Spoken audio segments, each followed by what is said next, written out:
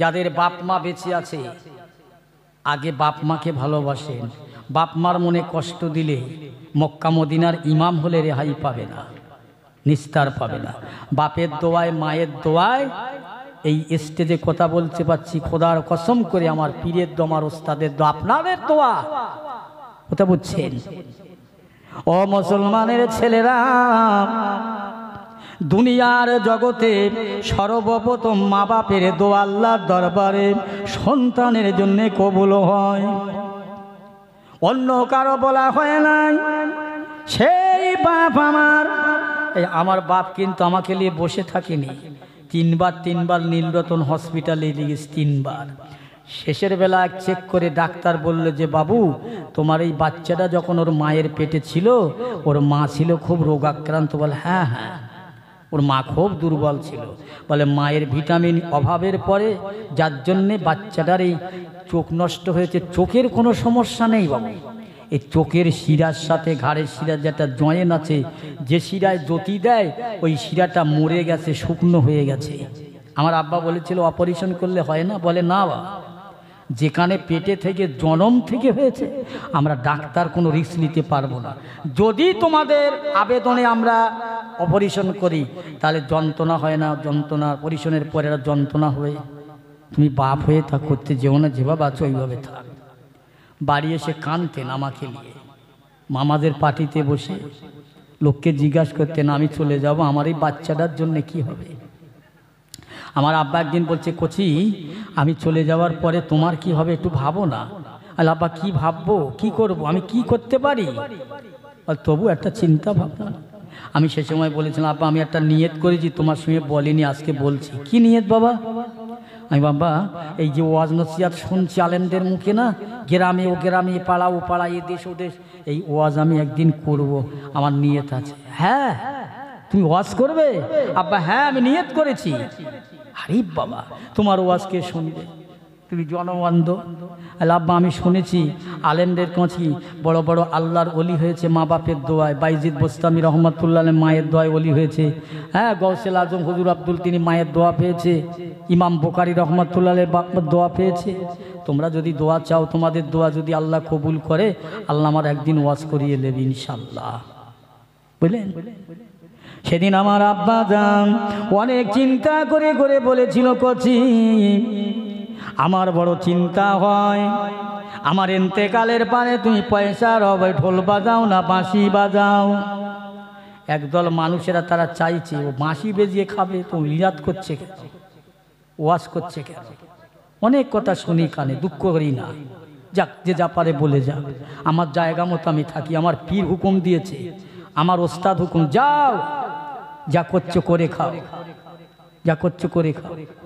সেই দিন আমার আব্বা জান বলেছিলেন, কচি আমার তুমি আজ দোয়া চেয়েছো ওয়াজ করার জন্য, আমি দোয়া করছি, দোয়া করব, আল্লাহ তোমাকে ওয়াজ করার তৌফিক দান করুক। একবার জোরে বলা যাবে না সুবহানাল্লাহ?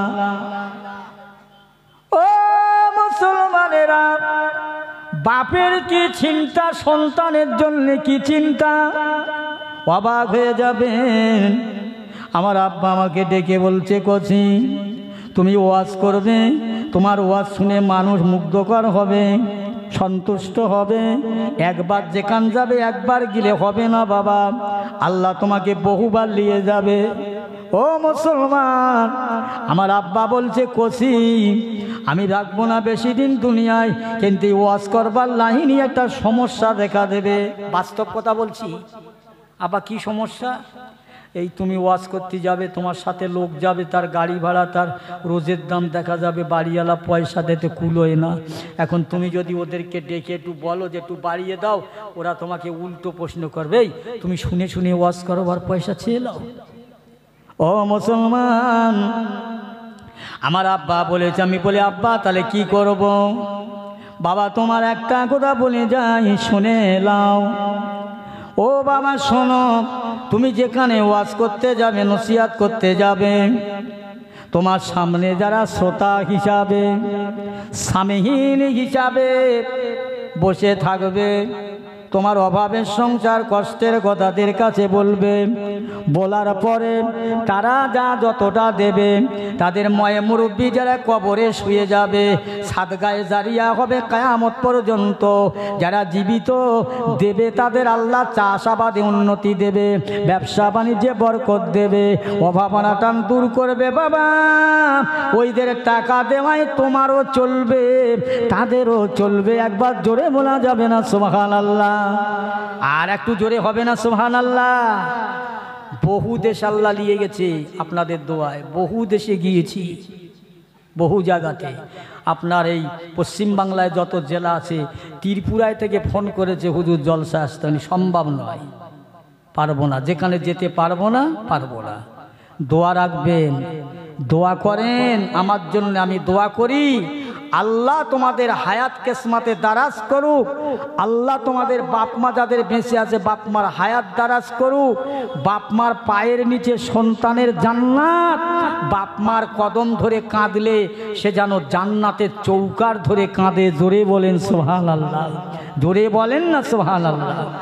বাবাজি, বেশি কথা নয়, দুটো কথা বলে গেলাম। আল্লাহর হস্তে আমার আব্বা জানের ওসিয়াত আপনাদের কাছে বললাম, জলসা ভাঙবেন না, ওটা উঠি করবেন না। যদি পারেন আমি নেমে যাব, আপনারা হাতে হাতে দিতে পারেন। বক্তা আসা পর্যন্ত এখন আছি ইনশাল্লাহ, কথা বুঝছেন তো? সেই বাপ মাকে সেবা করো, খিদমাত করো। যুবক, বক্তা নিয়ে এসো, যাও। যুবতী যারা মা বোনেরা শ্বশুর বাড়ি এসেছেন, আজকে তুমি যুবতী, কালকে তুমি বুড়ি হবে। আজকে যারা যুবক ছেলে, কালকে তুমি বুড়ো হবে, একদিন না একদিন বুড়ো হবে, বুড়ো হবে। তার আগে সচেতন হও, সাবধান হও, বাপ মার মনে কষ্ট দিও না। জোরে ওয়ালা আলী সাইয়্যিদিনা,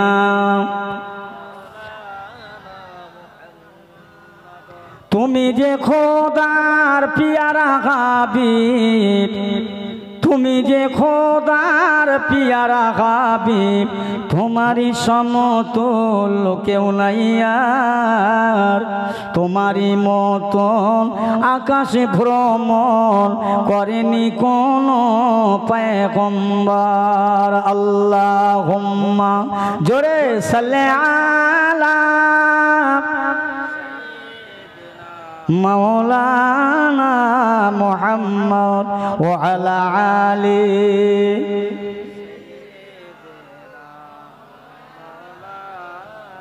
আলহামদুলিল্লাহ ভাইয়ের আমার, আজ একটা কথা আপনাদের কাছে বলে যাব, সেটা হলো এই, এমনই মানুষ আছে, এমনই লোক আছে সমাজে, যার বয়স 15, 16, 20, 25, 30 এরকম লোক আছে এখনো নামাজ পড়ে না।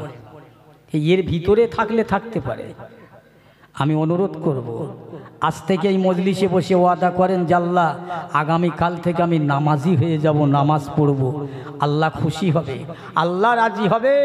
আল্লাহ যার ওপরে খুশি, আল্লাহ যার ওপর রাজি, দুনিয়ার তার কোনো দুশ্মনে কিছু ক্ষতি করতে পারবে না। জোরে বলেন না সুবহানাল্লাহ?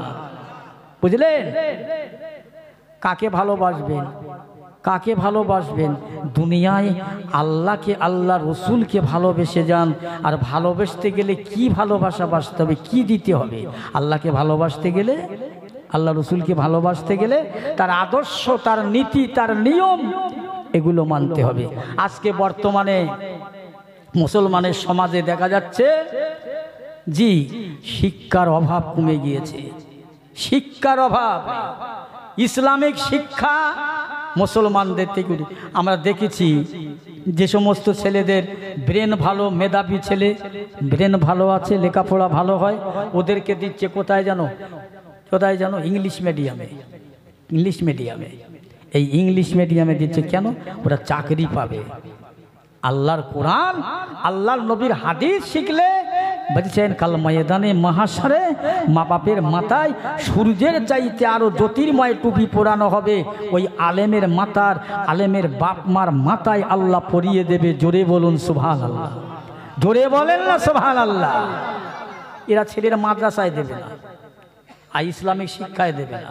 জেনে রাখেন, ইংরাজি পড়ে, ভূগোল পড়ে ইতিহাস পড়ে কবরের আযাব মাফ হবে না, কবর জিয়ারত করলে কবরে কবুল হবে না, কোরআন শরীফ তেলাওয়াত করে কবরের ধারে গিয়ে বাপ মার জন্য হাত পাতলে আল্লাহ কবুল করবে, কবরের আযাব মাফ করে দেবে। বলুন না সুবহানাল্লাহ। আজ দেখা যায় যে ছেলেটার নাকে শিকনি ঝরে, যারা ধুলোয় পড়ে গোড়াগড়ি খায়, যারা প্যান পরতে পারে না, যারা আলবাল করে কথা বলে, ওই সব ছেলেদের ধরে বলছে হুজুর আমার এই ছেলেটার ইসলামী শিক্ষা দাও, কোরআন শিক্ষা দাও। মাদ্রাসার হুজুররা কষ্টও করে বটে, ধরিয়ে বেরিয়ে একেবারে আলেম করে বাড়ি ফিরিয়ে দিল। আর ও চাকরি করছে ইংলিশ মিডিয়ামে পড়ে, ওর চাকরি করছে। এ ছেলেটা কোরআনের হাফেজ তৈরি হয়েছে। এই দুটো কি এক হবে? আমি দুটো হাত জোড় করে বলে যাব, খবরদার বাচ্চাদের, হ্যাঁ আপনি ইংরাজি শিক্ষা শিখাও। ভারতের মানুষ আমরা, বাস করতে গেলে আমার সবটার প্রয়োজন। এ শিক্ষা দাও, ও শিক্ষা দাও, কোরআন শিক্ষা দাও, হাদিস শিক্ষা দাও, যেটা কবরে, যেটা হাসরে পাওয়া যাবে, ময়দানে মহাশরে পাওয়া যাবে। আমার ভাইরা সেদিকে লক্ষ্য রাখবেন, সেদিকে খেয়াল রাখবেন। আর প্রত্যেক মানুষদের হক আদায় করবেন। আল্লাহর নবী বলে গেছেন, তোমার পাশে যদি একজন মানুষ থাকে, সে যদি মুসলমান না হয়, সে যদি অমুসলমান হয়, সে তোমার প্রতিবেশী, তার হক আদায় করবে। এই বিষয়ে একটা কথা মনে পড়ে যায়। জগৎ বিখ্যাত ইমাম যার কথা বলছিলাম, তিনি একদিন রাতের বেলা বাড়িতে নামাজ পড়ছে, তাহাজ্জুদের নামাজ, রাত হয়ে গেছে অনেক। তাহাজ্জুদের নামাজটা পড়ে বিবিকে জিজ্ঞাসা করছে, বিবি গো এই পাশের চিল্লাচিল্লি হচ্ছে কেন? একটা অবলা মেয়ে ছেলে, একটা অবলা বাচ্চা। হুজুর ওই বাড়ি না, ওর স্বামী ছিল মদখোর মাতাল, ও সারাদিন কাজ করত, আর সন্ধ্যেবেলা বাড়ি এসে ওই টাকা দিয়ে মদ খেয়ে বিবিকে পেটায়, বাচ্চাকে পেটায়। তাই থেনে দেশের মানুষেরা সব থানায় এফআইআর করে চোখে তুলে নিয়ে গেছে, তাই কাঁদছে, ওই খাওয়া দাওয়ার কেউ নাই। জগতের ইমাম, ইমামে আজম আবু হানিফা রাহমাতুল্লাহ আলাইহি সকালবেলা ফজরের নামাজটা পড়ে ওইভাবে থানায় চলে যান। দারোগা সাহেব বলে, হুজুর কি মনে করে এত ভোর সকালবেলা আপনি আমাকে ডাকলে যেতাম? জগতের ইমাম বলছে, দারোগা সাহেব আমি আমার জন্য আসেননি, একটা মুচি চামারকে আপনি ধরে এনেছেন। হ্যাঁ, সে তো মলখোর, মাতখোর, মাতাল, ধরে এনেছি, তো অপরাধটা কি আপনার আমাদের? আপনি এসছেন কেন? ও বাবা দারোগা সাহেব, ওকে ধরে এনেছো, আমার কিছু হয় নাই, তবে শুনে এলাম ওর বাড়ি একটা মেয়ে ছেলে আছে অবলা, বাচ্চা আছে অবলা, ওদের খাওয়া হয় না, না খেয়ে ঘরের মধ্যে কাঁদে চিল্লি মেরে। আমি জগতের ইমাম, নামাজ পড়বো, আমার নামাজ হয়তো আল্লাহ কবুল করবে না, তাই রাতের বেলা আসতে পারিনি, এসেছি। বাবা দাও দাও, ওই আসামিটা ছেড়ে দাও। হুজুর আমি ছেড়ে দিতাম না, আপনার সৌজন্যে বোধে, আপনার অনুরোধে ছেড়ে দিলাম, চলে যান। একবার জোরে বলা যাবে না সুবহানাল্লাহ? লোকটা কিন্তু মুসি, মাতাল। জগতের বড় ইমামকে বলে ছেড়ে দেন। আল্লাহর ওলি যারা আসতে আসছেন, পিছনে আসামিরা চিন্তা করে, হায় হায় আমার দাদা ছিল, বাপ ছিল, আমার আত্মীয় স্বজন ছিল, কেউ আমার থানায় আসলো না আমার ছাড়াবার জন্য। মুসলমানদের বড় ইমাম, চার ইমামের এক ইমাম, ইমামে আজম আবু হানিফা রাহমাতুল্লাহ আলাইহি আজ আমার ছাড়াতে আসলেন কেন? এই লোকটার কি দায় হলো? এই লোকটার কি মায়া হলো? এই লোকটা কত ভালো মানুষ, আজ আমাকে ছাড়াতে আসলো। আল্লাহর ওলি আগে যায়, পিছনে ওই আসামিটা যায়, আর চিন্তা করে না না না, এই লোকটা যাতা লোক নয়, এই লোকটার মনে এত মায়া হলো। হুজুর বাড়ি গেলেন, লোকটা হুজুরের পিছন পিছন হুজুরের বাড়ি গেলেন। বাবা বসে যাও, জায়গা দিলেন, বসে বললেন, বাবা শোনো, আর বদমাইশি করো না বাবা, মাতলামি করো না বাবা, যাও জন দাও, কাজ করো, খাটো, রোজগার করো, বিবিকে খাওয়াও, বাচ্চাকে খাও, এটা তোমার হক, এটা তোমার ডিউটি, তোমার এটা মানতে হবে, করতে হবে। আল্লাহর বান্দার কাছ থেকে উঠিটা চলে গেলেন বাড়ি, বিবিটার হাত ধরে, বাচ্চাটার হাত ধরে নিয়ে জগতের বড় ইমামের কাছে আসলে হুজুর আজ আমার জানে বড় মায়া লেগেছে, আমার জানে বড় দয়া হয়। হুজুর আমার নিজের জন্মদাতা পিতা ছিল, আমার মায়ের পেটের ভাই ছিল, আমার অনেক আপনজন। কেউ আমি 3 দিন 3 রাত থানায় ছিলাম, কেউ আমার যায় না ছাড়াবার জন্যে। আপনি যখন আমাকে ছাড়িয়ে এনেছেন, আপনার মধ্যে কত মহৎ জ্ঞান আছে হুজুর, আমি আর ফিরে যাব না বাড়ি এইভাবে। আপনি আপনার মহাবাণী আল্লাহর কলমা পড়ে আমাকে মুসলমান বানিয়ে দেন। জোরে বলা যাবে না। আদর্শ প্রতিবেশী হিসাবে মানতে হবে। পাশে আছে গরিব অসহায় দুস্থ অসুখালা মানুষ, তার ঘরে যাবে, আমার নবী বলেছে খবরদার এরা যেন কষ্ট না পায়। কাল কিয়ামতের মহামাঠে ময়দানে একদল মানুষ, তারা নামাজি হবে, রোজাদার হবে, তারা হজ করবে, জাকাত দেবে, তারা নেকির পাহাড় করবে, নেকির পাহাড় নিয়ে তারা হাসরের ময়দানে উঠবে। আল্লাহ রসুল বলেন ওই সব মানুষগুলো নেকি নিয়ে মাথায় করে উঠবেন, কিন্তু ওরা পরিবর্তে জাহান্নামে শেষকালে যাবে। ইয়া রসুল আল্লাহ হাবিবাল্লাহ, ওদের নামাজ থাকবে, রোজা থাকবে, হজ থাকবে, জাকাত থাকবে, দান থাকবে, সাদকা থাকবে, ওরা মসজিদে দান করবে, জলসায় দান করবে, ওরা এত কিছু নেকি করবে, তারপরে কেন ওরা জাহান্নামে যাবে? আল্লাহ নবী বললেন ওই জন্যে যাবে। ওই মানুষটা একটা মানুষের বড় কথা বলেছে, তার চোখ দিয়ে পানি ঝরেছে। একটা মানুষের হক ফাঁকি দিয়েছে, ছেলের হক ফাঁকি, মেয়ের হক ফাঁকি দেয়, এতিম অসহায়ের হক ফাঁকি দিয়েছে, মানুষের চোরা কথা বলেছে, গিবাদ করেছে, চকলখুরি করেছে। ও বাবারা, ওই লোকটা নেকি নিয়ে দাঁড়িয়ে থাকবে, এসে বলবে দাও দাও, সেদিন তুমি আমাদের চোরা কথা বলেছো, কাঁদিয়েছো, দাও নেকি দাও। আমার ভাইরা এমনি করে করে তাড়াতাড়ি করে সবাই আসবে, যারা যারা পাবে, যাদের হক আদায় করেনি। এসে দেখা যাবে নেকি আর পাবে না, নেকি আর থাকবে না। শেষের বেলা ওদের গুনাহগুলো ওই মানুষটার ঘাড়ে চাপিয়ে দিয়ে চলে যাবে। এত নামাজ পড়ে, এত রোজা করে, হজ করে, জাকাত দিয়ে মানুষটা জাহান্নামে যাবে। হাদিস, জাহান্নামে যাবে শুধু তার নিজের নৈতিকতা দায়িত্ব না আদায় করে। পাশের ঘরের গরিবগুলো দেখিনি, বড় লোক হয়েছ, পাশের গরিবগুলো দেখনি। এসেছে আমার ভাইরা, আসছে মাশাআল্লাহ।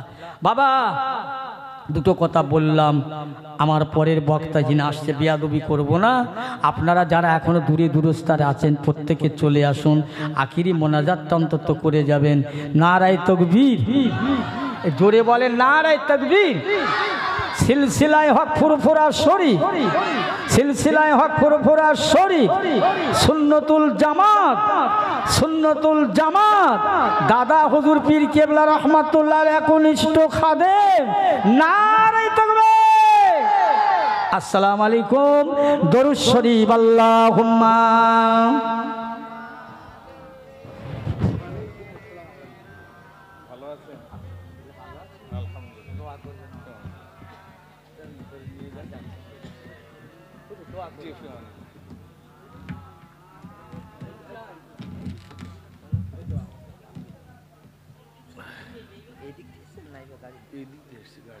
গাড়ি জাম হয়ে গেছে, একটা লরি খারাপ হয়ে গেছে, এখানটায় ওখানে রাস্তা কম, লরি খারাপ হয়ে গেছে বলে তো ঘুরে আসছে রাস্তার মধ্যে। হ্যাঁ, তাই আমার কিন্তু এদিক থেকে আসবে। আসসালামু আলাইকুম ওয়া রাহমাতুল্লাহি ওয়া বারাকাতুহু। আসেন আমরা সবাই দাঁড়িয়ে বিশ্ব নবীর শানে একটু সালাম পড়ি। ইয়া নবী, সবাই ওঠেন, সবাই উঠে দাঁড়ান।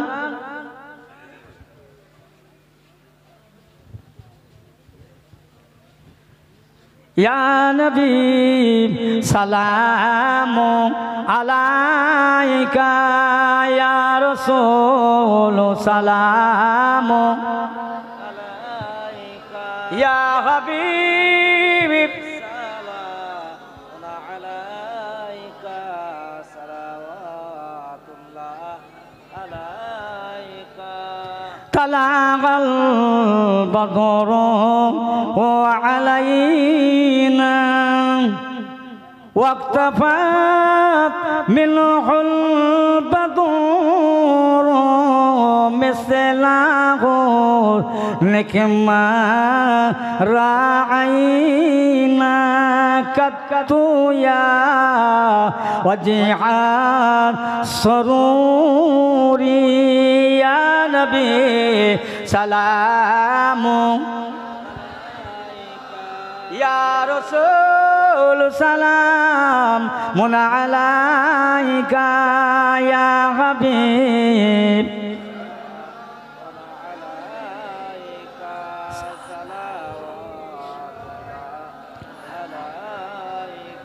তালাআল বদরু আলাইনা মিন লিসানি ইয়াতিল বাদাইম وعجب شكر علينا ما دعا لله حداي يا نبي سلام يا رسول سلام عليك يا حبيب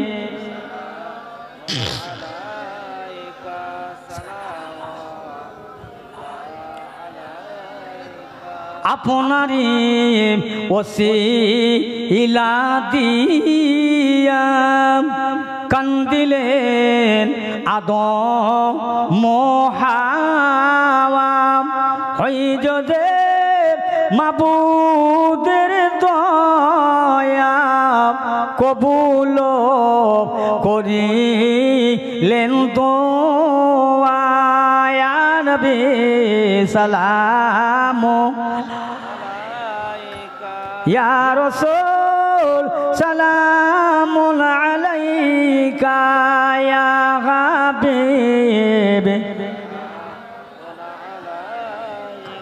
সালাওয়াতুল্লাহ আলাইকা। সকলে বসেন। ইয়া রাব্বি সাল্লি সালাম। হুজুর এসে গেছে? আচ্ছা সবাই দরুদ শরীফ আল্লাহুম্মা